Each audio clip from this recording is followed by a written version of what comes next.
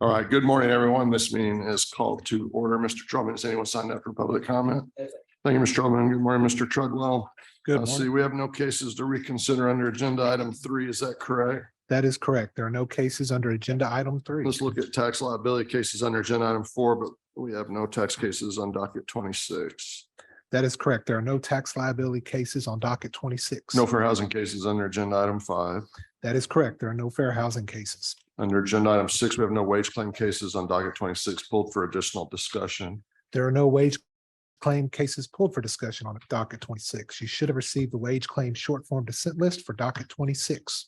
I move we accept staff recommendations on the remaining wage claim cases on docket 26. I second the chairman's motion, except for the cases on which I'm dissenting as reflected in the wage claim short form dissent list for docket 26. I concur with Chairman's motion, except for those cases on which I am dissenting as reflected on wage claim short form dissent list for docket 26. Motion passes with the exceptions noted. Let's move to agenda item 7, consideration of unemployment insurance cases.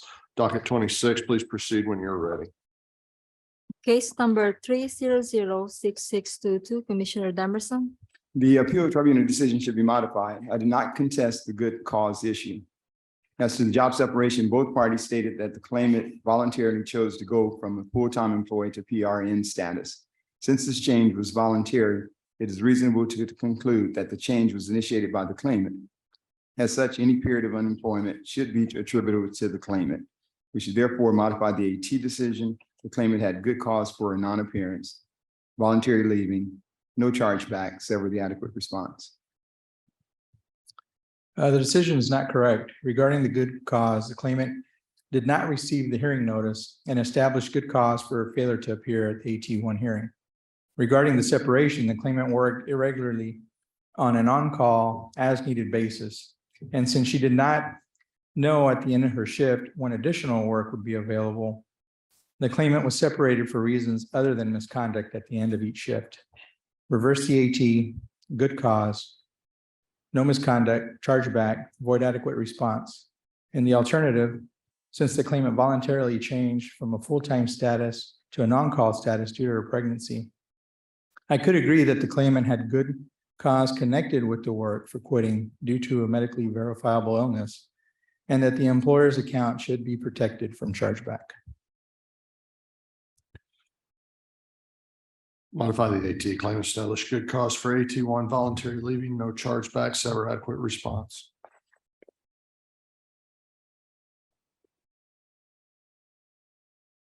Could you repeat that, Chairman Daniel? Modify the AT claim, establish good cause for AT1 voluntary leaving, no chargeback, sever adequate response.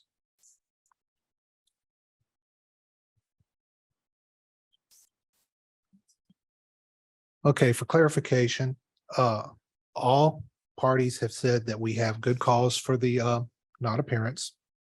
However, we have, Mr. Chairman, you have the separation as voluntary leaving. Mr. Chairman Trevino, you have it as no misconduct. You have chargeback, and you have so basically, excuse me. Basically, we need to determine the cause of the separation. Is it under section 207044 or 207045? Okay, stand by just a sec. Sure. Let me ask a clarifying question. What was Commissioner Demerson's vote on this? Commissioner Demerson's was that the claimant had established good cause for their non-appearance, that the claimant did not establish good cause for quitting, that the employer's account would not be subject to charge, and the adequate response severed. Excuse me, so mine was voluntary leaving. That's Correct. yeah. Correct. So I heard that our votes were identical. Is that Yes, correct? I heard. Okay, then for clarification, the claimant had established good cause for its non-appearance. Yeah.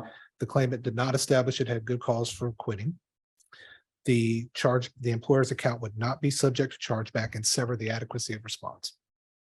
That's what I had. That's right. And we want to make sure voluntary leaving. That's what we have. Thank you. We have this decision. Would you like a short form dissent, Commissioner? Short form dissent, sir. Thank you. I have your short form dissent. Thank you. Case number 3255195. 326-5195, Commissioner Demerson. We should modify the appeal tribunal decision. Concerning the timeliness of the employer's protest, the employer provided credible testimony that they faxed their protest within the applicable deadline. As such, the employer's protest was timely. Concerning the job separation, the claimant was placed on a performance improvement plan for not meeting the employer's job expectations.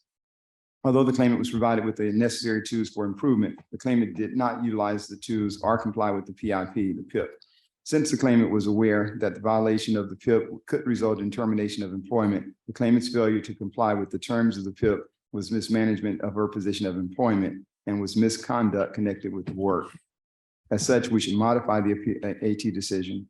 Timely employer protest, misconduct, reimbursing employer not billed, adequate employer response. The AT decision should be affirmed. I agree that the employer filed a timely protest to the notice of initial claim. Regarding the job separation, the claimant provided credible and consistent testimony that she resigned in lieu of termination. The employer argued that the claimant was not given a choice between resignation and termination. Yet that argument is inconsistent with the initial response to the claim. The claimant was given the choice between resignation and termination after her job duties were drastically changed, and she was never able to meet the employer's performance expectations following the change in her job duties.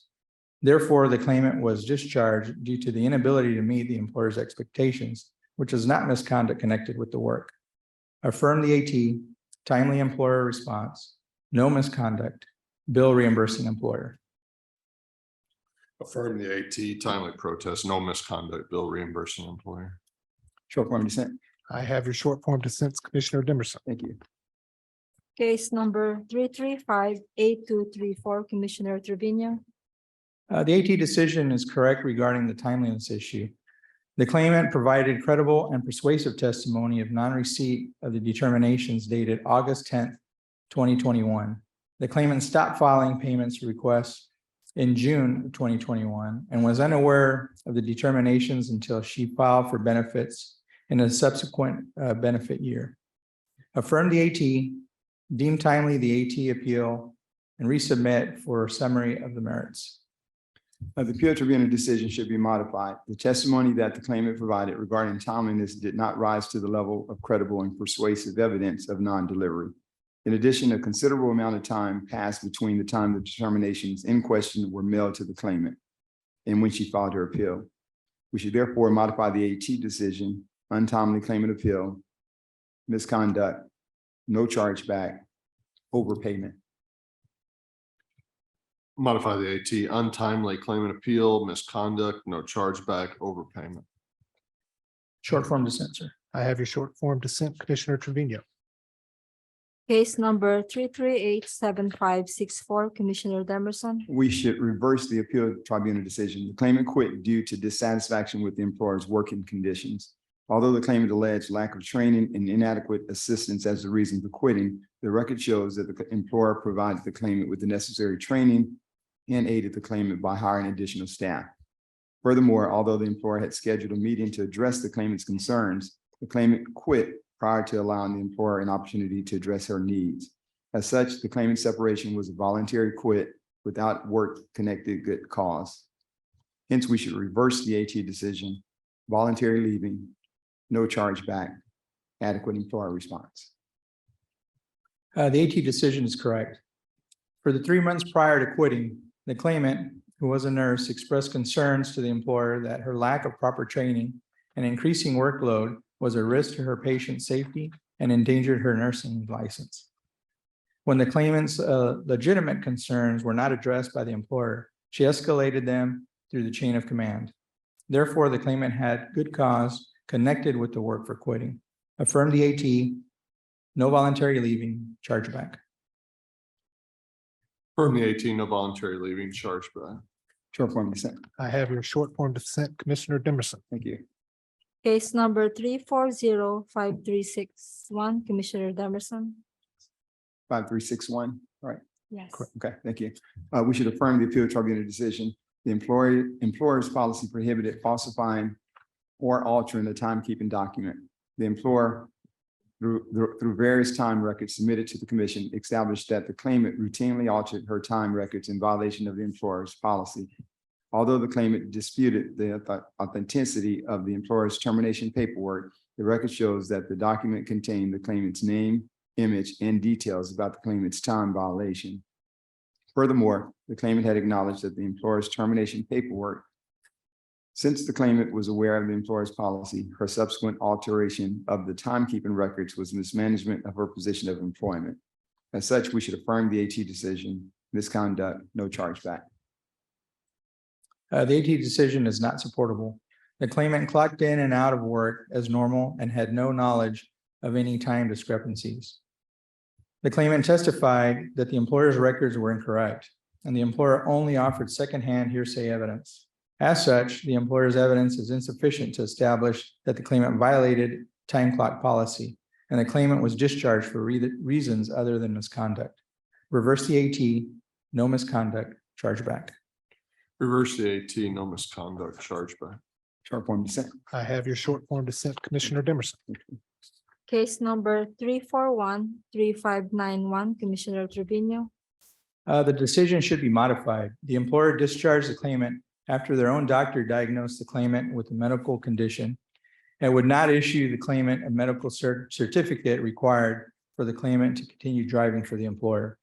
The claimant had his own medical provider sign off on the medical certification without restrictions, but the employer would not accept this certification since this did not have a medical release from the medical condition diagnosed by the employer's doctor. Being unable to obtain medical certification due to the condition diagnosed by the employer's own doctor is not misconduct connected with the work.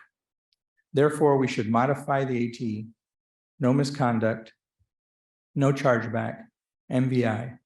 In the alternative, we would agree that the finding that this separation was a result of operation of law if the employer could no longer employ the claimant without the required DOT medical certification.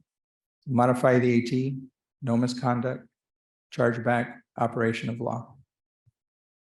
We should affirm the appeal tribunal decision. The claimant's employment as a commercial driver was contingent on him obtaining the requisite medical clearance as required by the employer.